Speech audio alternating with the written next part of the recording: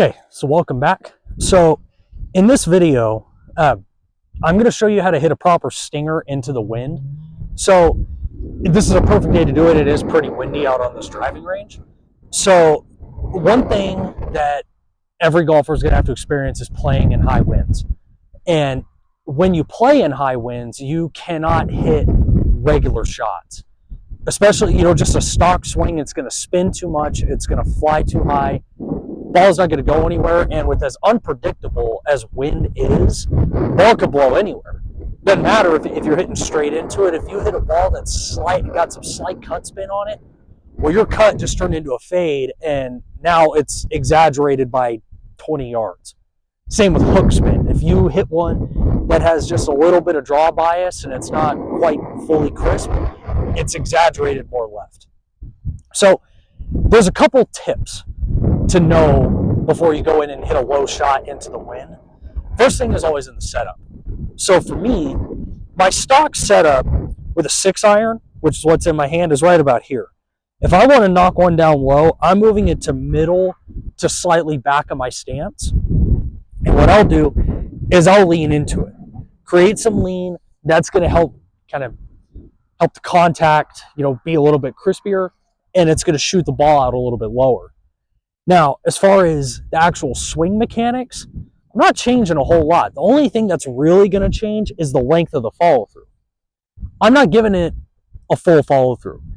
Cutting the follow-through down to about half to 3/4 is going to help the ball stay down lower, and what that's also going to do is it's going to lower the spin.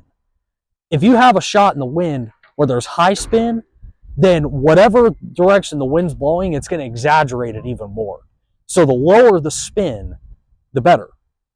Now, another thing to note is that the more solidly you hit it in the wind, the less it's going to spin. So you do still have to, make good contact with it. But that's something else that's going to help keep the spin down, is making sure that you're making good contact, but also the trajectory.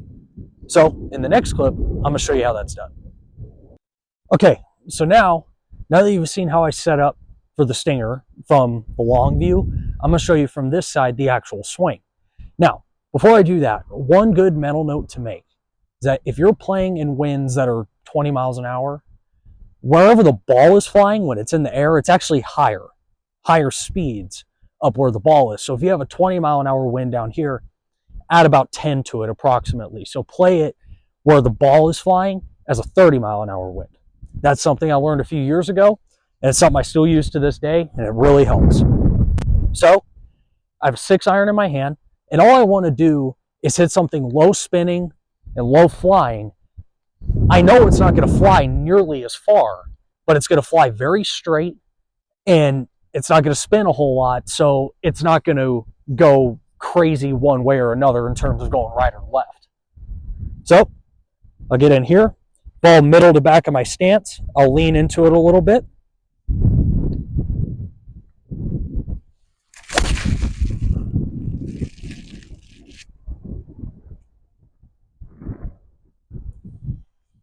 And that came off right down my target line, right out at the big rock formation next to the 200 marker.